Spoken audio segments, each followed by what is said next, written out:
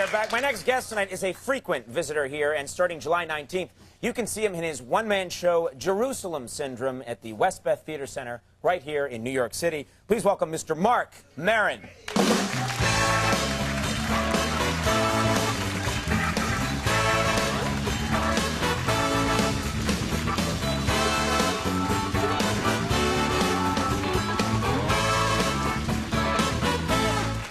God, I love that band. Yeah. They're great. Yeah, it's a good band. That's the best band on TV, if my money. Absolutely, man. Yeah. Yep, I'm a guitar player myself. I'm the best guitar player in my bedroom.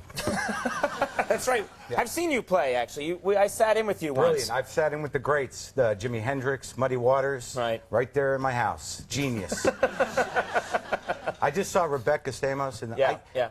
Models are so bizarre, aren't they? They're like this weird freaks of nature, aren't they? They're I mean, I want to. She is beautiful in this kind of like, oh my God, but kind they're of way. all like that. I used to live in an apartment. You're angry about it. Isn't everybody? Isn't everybody? What can you do? You can just sit there and go, oh my, what am I? Jeez, you know. But anyways, so. Thank you, people. That's the strangest reaction to a model. No. But here's what happened. I used to live right across the street from this like model dorm. Like there was all these models that lived in this apartment building. Right. I'm serious. Tell us where this is, please. Yeah. I'll take you there. No, but like I'd go out there and I'd see like 2 or 3 of them standing in the street, and it'd be that moment. It was almost like seeing like rare animals. I'd be like, oh God, there they are. Shh, don't say anything. You'll scare them. You're gonna scare them. Pull your pants up. Pull your pants up. It's wrong. Why? Well, I don't know. I thought that was the right place to go with that. But you know, if you think about it, we all are animals, aren't we? We're just monkeys, Conan. What's the difference between us and monkeys? What? Pants and rules. That's it. And the thumb thing. We have the thumb. Right, which is like that's the difference there is this and this email. You see, that's the joke. But I mean, we are animals. I mean, haven't you ever? Come on, it's summer. Have you ever had that moment where you just like you focus in on an ass and you just go, hear me out, and you just say like, God, my God, why can't I have that right now? You know, if I were any other animal, I could have that right now.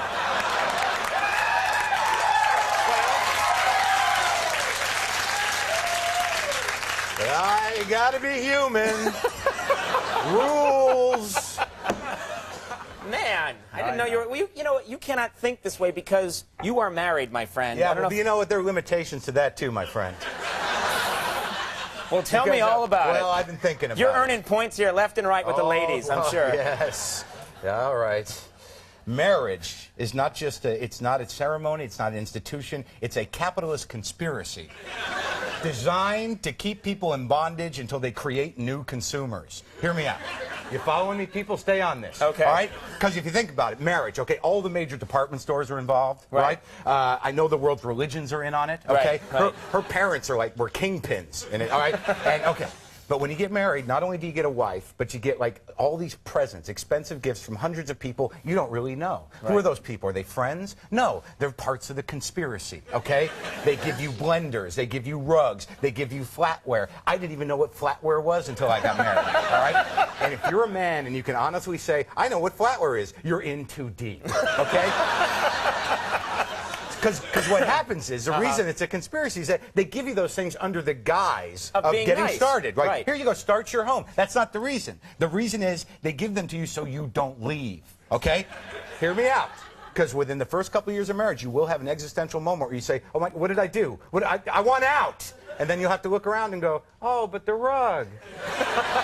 And the blender, honey, and I love our forks. I love everything here. I'm not so sure about us. but that'll come and go. God. Why don't you tell her not to check out the show tonight? That'd be a good idea. Believe me, I don't want her to see that saying. You ever just zero in on an ass on the street? Well, that's just like being it's not honest. even attached what are to you anybody. Supposed to not look at the ass? No, but there's decorum. Well, I mean, I don't walk down the street and go, yay, ass. Well, okay, good. You know, you kind of go, oh, and then you hit a certain point with the turn, you're like, oh, that's too far, and then you snap back. Right, you can sort of start to look, and then you have to look away or pretend you were looking at something else. Yeah, then pretend like, oh, I thought I dropped something. Yes. I dropped her. Because, you know, I do walk down the street going, yay, ass. Yeah.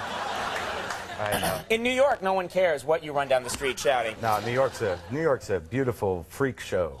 It is. You know what happened to me? I was on the train. Yeah. I was actually, the other day, I was going downtown, and a guy with no legs got on the train begging for money. So I give him $1, because that's what I allot people with no legs, you know?